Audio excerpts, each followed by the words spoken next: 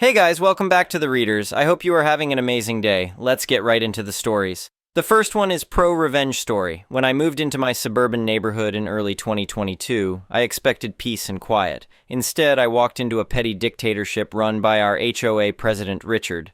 Richard was the worst kind of leader, the kind who loved power but hated accountability. He enforced ridiculous rules, like fining people $200 for leaving their trash cans out a minute past 9 o'clock a.m., but blatantly ignored the rules when it suited him. His own yard was a mess of unpermitted structures, and his fence was taller than allowed by city ordinances. But Richard's true sin? Using the HOA as his personal piggy bank. At first, I tried reasoning with him. My fence was slightly off color because the approved stain wasn't available, and he fined me $500. I explained, provided receipts, and asked for leniency. Rules are rules, Richard smirked, folding his arms across his chest. Maybe next time you'll plan ahead better. As he walked away, I called after him, "You know the approved vendor was backordered for 3 months, right?" He waved dismissively without turning around. That's when I decided I would take him down. Not with screaming or public arguments, but methodically, legally, and in a way he'd never recover from. Step 1. Become the inside man. Richard's first mistake was underestimating me. I volunteered for the HOA board under the guise of wanting to get involved in the community. I played the part of the eager, naive newbie perfectly. For 2 years, from 2022 to 2024, I attended every meeting, quietly observing how Richard operated. I learned he controlled the board by bullying other members and burying them in paperwork. He'd push through votes when only his allies were present and conveniently lose paperwork submitted by dissenting homeowners. During one particularly heated meeting in March 2023, I watched as he shut down Maria, a longtime resident. "But the playground equipment is literally falling apart," Maria protested. "My grandson got a splinter the size of a toothpick last week." Richard sighed dramatically. "As I've explained multiple times, we have budget constraints. If you'd like to propose a special assessment to fund playground repairs, feel free to submit the paperwork." "I did submit it. Twice," Maria countered. "Well, I never received it," he replied with a shrug. "Maybe try email next time." I kept my head down, took detailed notes, and waited. My goal was to outlast his term as president so I could begin making changes. Then I discovered Richard's second mistake. He wasn't just a bully, he was a thief. Step 2. Follow the money. Richard loved to brag about how he kept the HOA's finances in order. But something didn't add up. The annual HOA fees were high, much higher than in similar neighborhoods, but the common areas were falling apart. The pool was closed half the summer of 2023 due to maintenance issues, and the landscaping looked like it hadn't been touched in months. I started digging. As the HOA treasurer, Richard had access to all the accounts, but he was notoriously cagey about sharing financial details. I asked for the budget during a meeting, and Richard laughed it off. "Don't worry your pretty little head about it," he said with a condescending pat on my shoulder. "I've got it under control." I filed a formal request for the financial records, which, under HOA rules, he was required to provide. Weeks went by with no response. That's when I started talking to neighbors. Turns out, I wasn't the only one suspicious. Over a dozen homeowners had requested access to the budget over the years, only to be ignored. One neighbor, James, claimed Richard had used HOA funds to install a new patio at his house. "I'm a contractor myself," James told me over coffee in his kitchen. "That's at least a $10,000 job, and he did it right after we paid our special assessment for pool repairs. Funny timing, right?" Another neighbor, Priya, swore she'd seen Richard's kids at the community pool during its maintenance closure. "The pool wasn't broken," Priya insisted. "His kids were having a private party while the rest of us couldn't use it. My daughter was heartbroken." Armed with these suspicions, I filed a formal complaint with the HOA board, forcing Richard to provide the records. He stalled, but I wasn't backing down.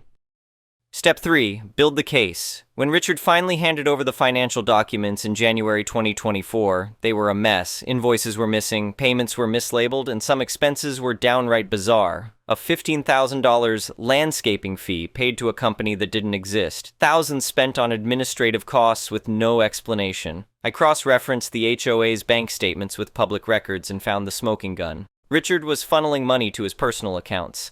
Even better, I discovered Richard had been inflating contractor fees, pocketing the difference, and splitting the profits with his buddy Kevin, a shady contractor who handled most of the HOA's maintenance. I compiled everything into a detailed report, complete with spreadsheets, photos, and notarized statements from neighbors who had seen Richard's antics firsthand. "Are you sure you want to do this?" my wife asked one night as I worked late organizing the evidence. "Richard seems like the vindictive type."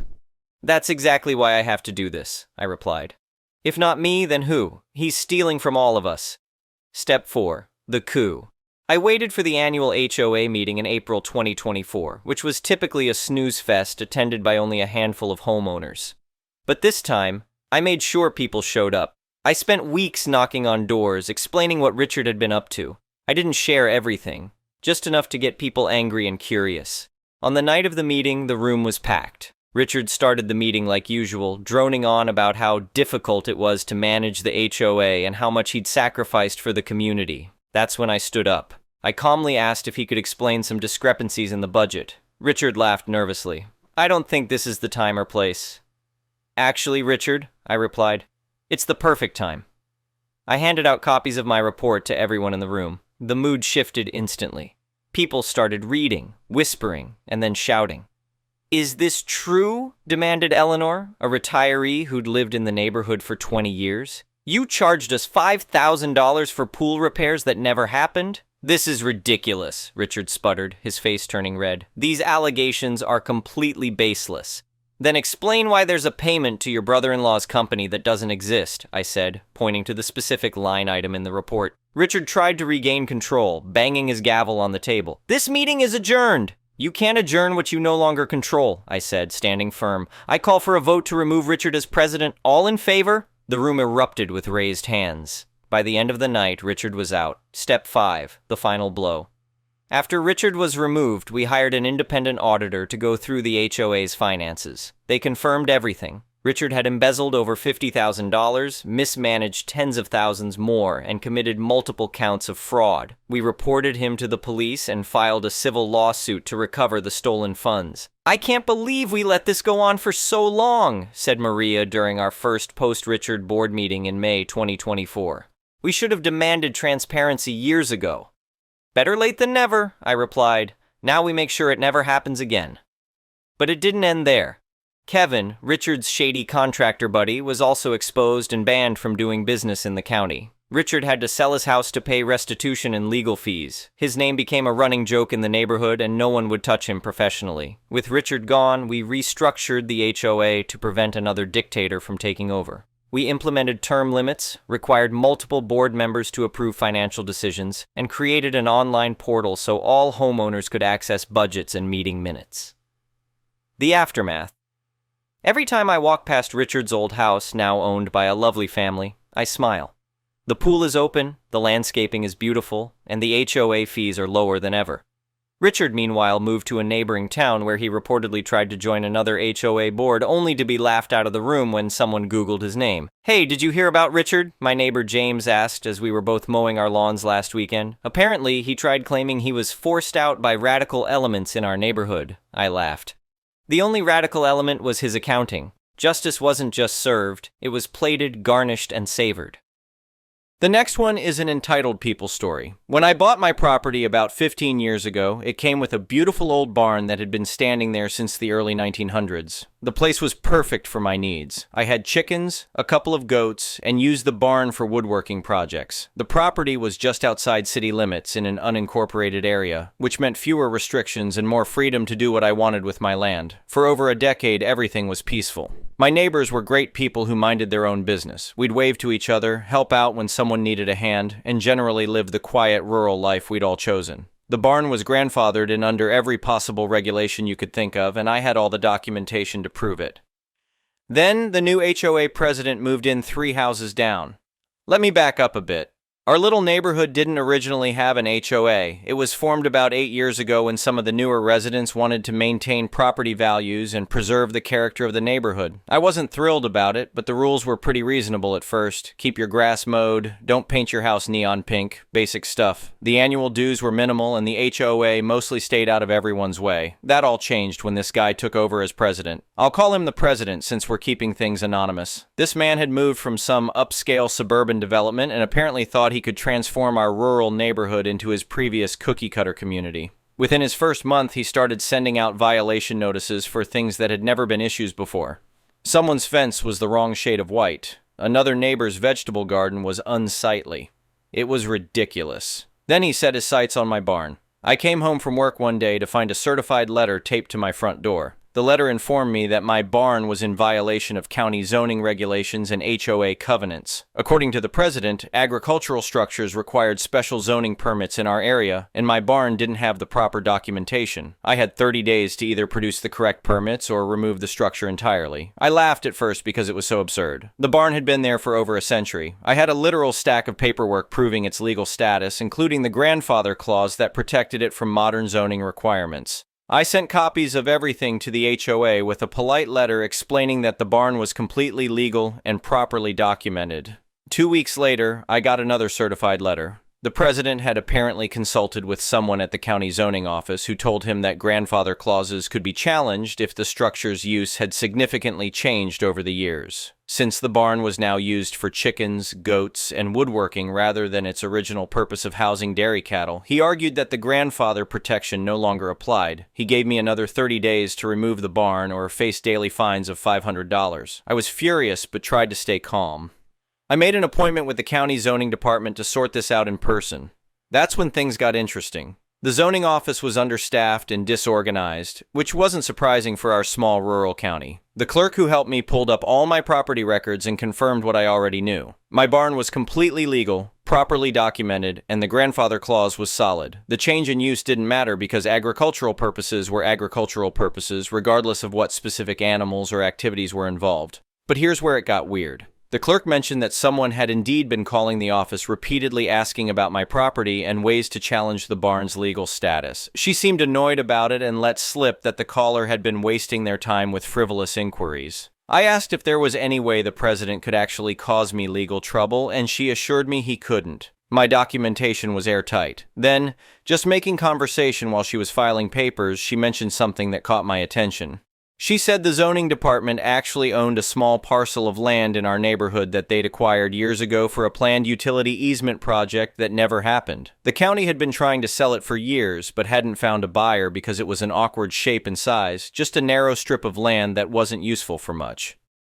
I asked where this parcel was located, and when she showed me on the map, I nearly fell out of my chair. It was the strip of land directly between my property and the president's house. About a quarter acre running right along his property line. An idea started forming in my mind. I asked how much the county wanted for the land. She pulled up the listing and told me they were asking $12,000, but would probably take less just to get it off their books. It had been sitting unsold for almost 6 years. I bought that land the next week. The county was thrilled to finally unload it, and I got it for $9,000 after a quick negotiation. The whole process took less than 10 days because the county was motivated to sell, and there were no complications with the title. Now here's where my malicious compliance came in.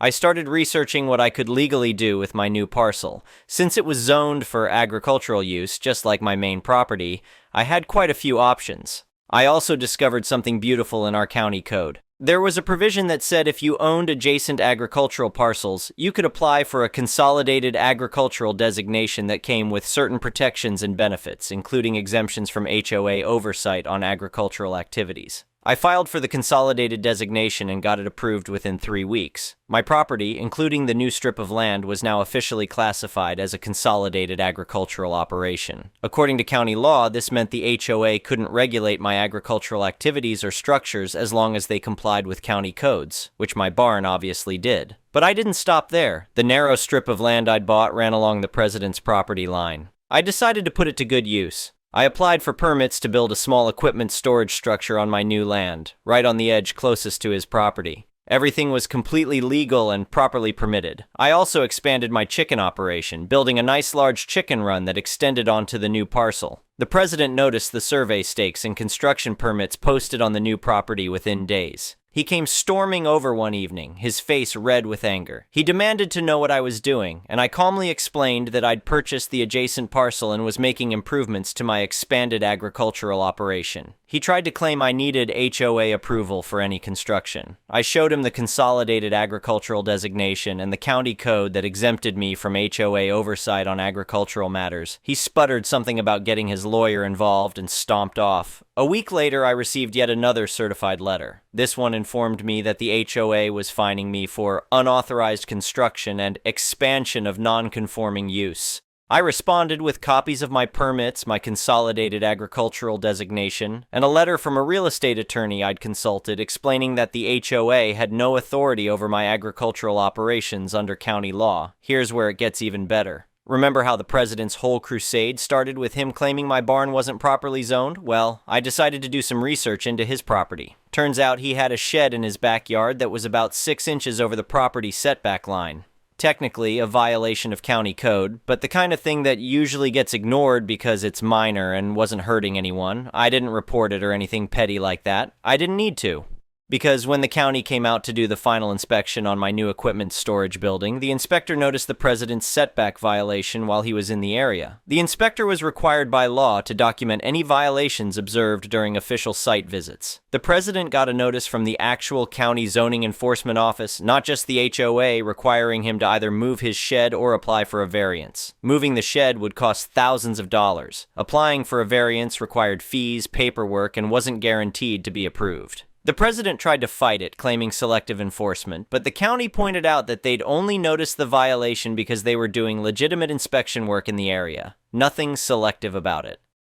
But wait, there's more. The president's aggressive approach to HOA enforcement had made him plenty of enemies in the neighborhood. Once people saw that I'd successfully fought back against his overreach, others started pushing back too. Several neighbors filed complaints with the HOA board about the president's harassment and unreasonable interpretation of the rules. A few members of the board who'd been quietly uncomfortable with his tactics finally spoke up.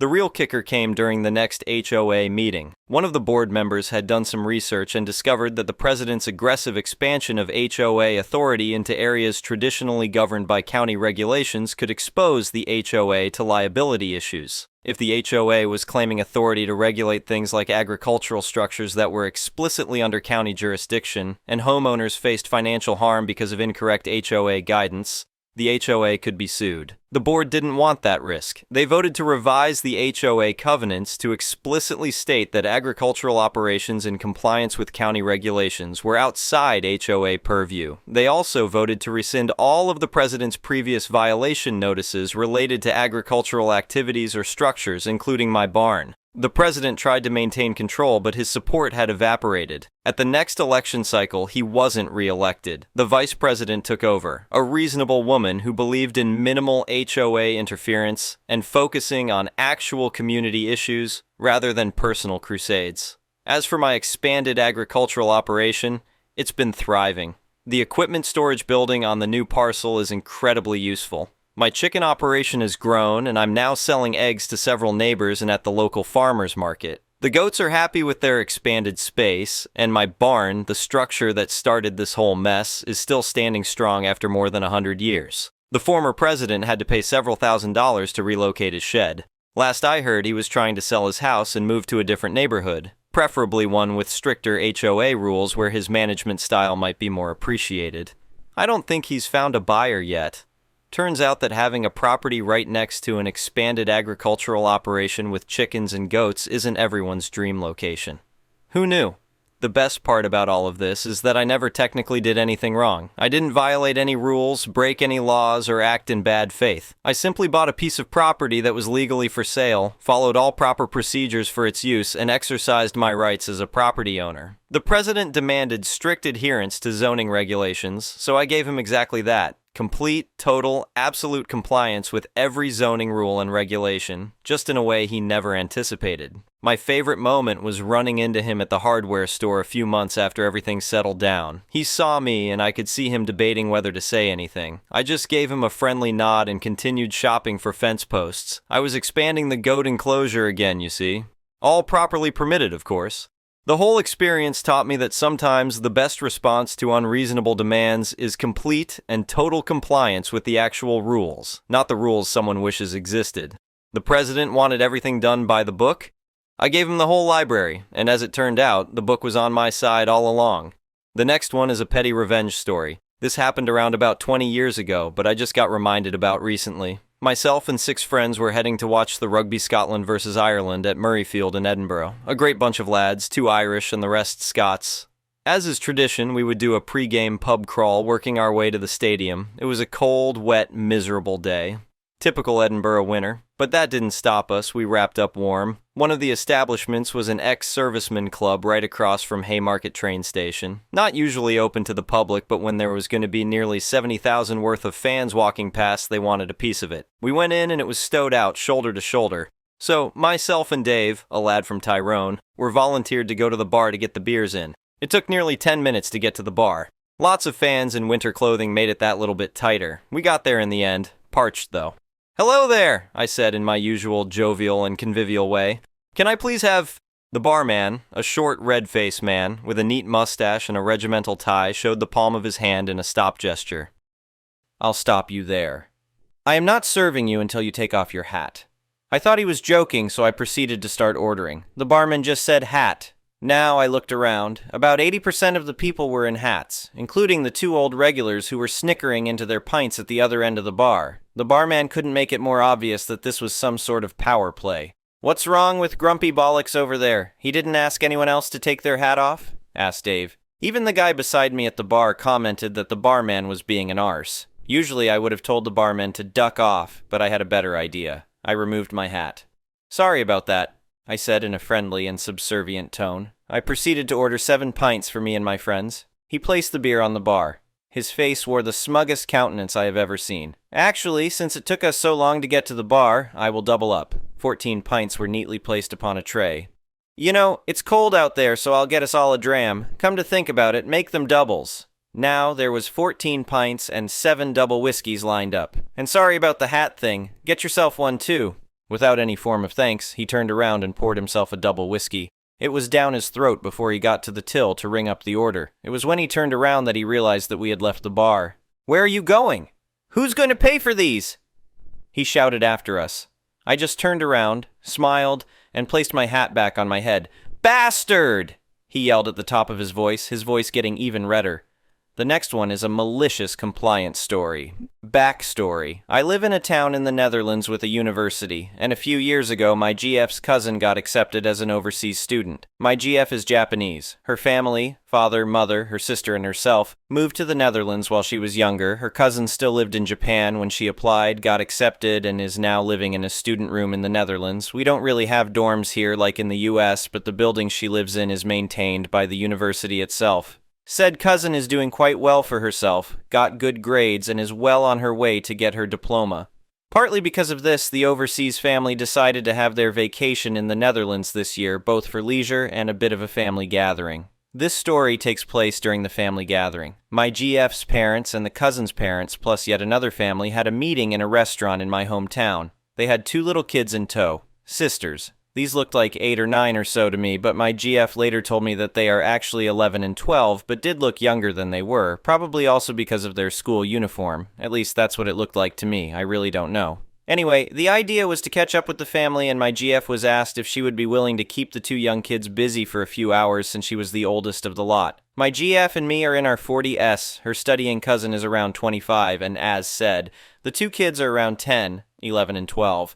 My GF didn't mind, but did ask me if I wanted to come along as well. Her cousin didn't mind. The 3 of us had met a few times before already, and, well, it was all about keeping the young kids busy anyway. Oh, for the record, the 2 young kids basically only speak Japanese. They do understand bits of English, and can even speak some, but it's mostly Japanese. My GF's cousin speaks both Japanese and English, and has even learned quite a bit of the Dutch language as well. Seriously, for the few years she's been here, it's IMO quite impressive. My GF speaks Japanese, English, and Dutch, and as for me, Dutch, obviously, and English, but over the years I also managed to pick up a decent bit of Japanese as well, and I can often, not always, understand the general gist of things as long as it's not too quickly spoken or too complicated, so basically it was all English and Japanese between us. A bully shows up. We took the kids for a walk through my hometown, and they were quite interested, but when we went past a playground, that also quickly got their attention. So the 3 of us decided to go sit on a bench and let the kids have some fun. There were several activities like an air balloon castle, swings, a sandbox for younger kids to play in, just plenty of things to do. The 2 wanted to go into the castle, which was fine with my GF as long as they made sure to only use the entrance exit, which was located on our side so that they wouldn't get lost and we could keep track of them. The 3 of us talked quite a bit but also kept eyes on the castle. So, Around 15 or so minutes later, I spot the two again by accident near the exit with a little kid in between them. I have no idea, but I'd say she was around 8 or so.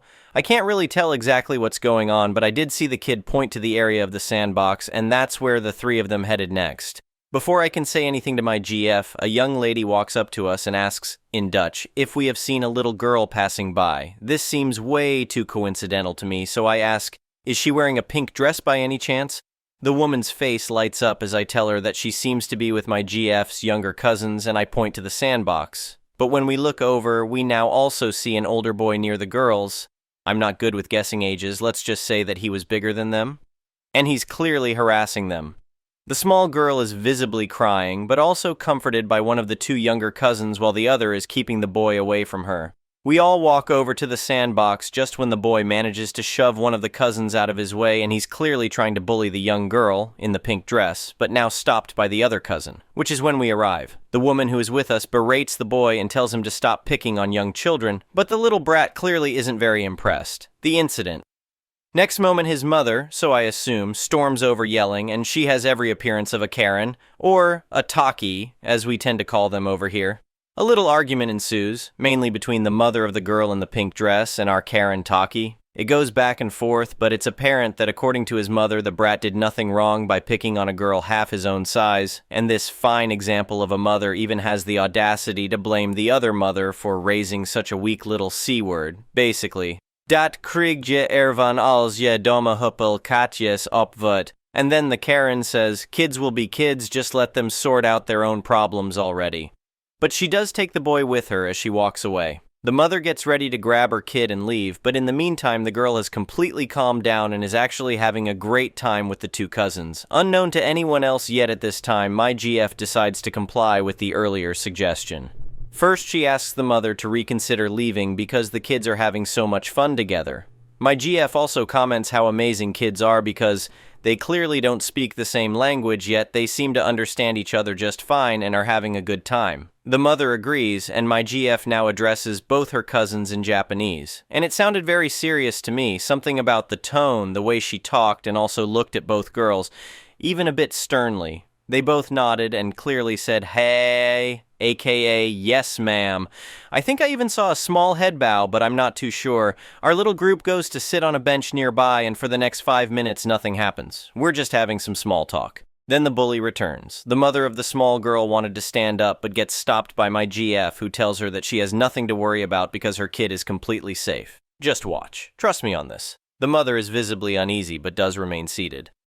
Which is when I noticed that the behavior and stance of the two cousins has completely changed. They seem much more confident and relaxed. The boy starts making a fuss, while one of the cousins stands up, points to him, and yells something at him, in Japanese, obviously. He, once again, tries to shove her out of his way, but this time, she's faster. She steps aside, does something with her leg, and gives him a huge shove. Next moment, he's eating sand. No, literally. He gets up visibly angry while his face is covered in sand. This time he becomes violent and actually tries to hit one of the cousins with his fists. Yeah, tries. She evades one attempt, then grabs his hand, spins it around, and the next moment the boy finds his arm twisted behind his back and he starts screaming. The other cousin now also stands up, pats the young girl on her head, makes another move, and once again the boy gets shoved to the ground, this time by both cousins. Hard. When he looks up, the other cousin actually makes a moving gesture as if she wants to kick him, but without actually moving her legs or anything. She's obviously just threatening him. My GF pokes me with a huge grin on her face and tells me, surely that deserves a point for self-restraint, don't you agree?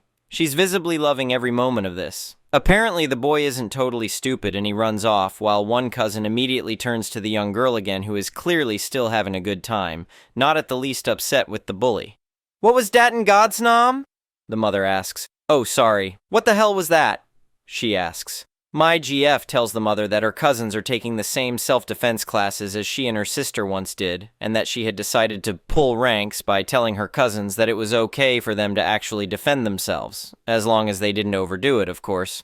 The mother wanted to know more about these classes, but unfortunately for her, my GF had to tell her that the actual school was located all the way out in a suburb of Tokyo, so not something her daughter would be able to attend. Mommy returns with a boe, guard.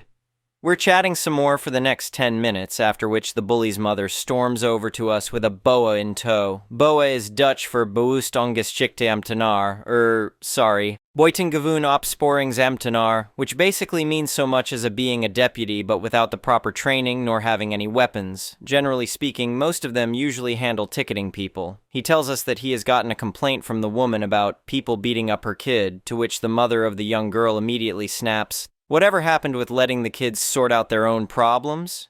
Now, the funny thing is, apparently the whole spectacle didn't really go unnoticed, and before we could say or do anything, someone else had stormed over as well. "I saw the whole thing, officer," an older woman said. Her brat, pointing at the Karantaki, was harassing and beating the kid in the pink dress when those two awesome kids stepped in and protected her. Meanwhile, another man had walked over. "Officer, that brat got everything he deserved. He started it. The only thing that happened was that those girls defended themselves from him." The officer listened to everyone's statements and ended up deciding to ticket the mother of the brat. I assume for disturbing the peace, but I don't know any details because at this time we decided to leave and we went our separate ways.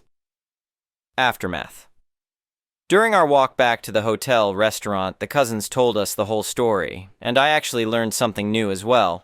While they were in the castle, they saw the boy harassing the young girl in the pink dress and immediately decided that this wasn't right, also because he was almost twice her size. He actually pulled on her hair while she was already crying, which made the cousins plain out angry.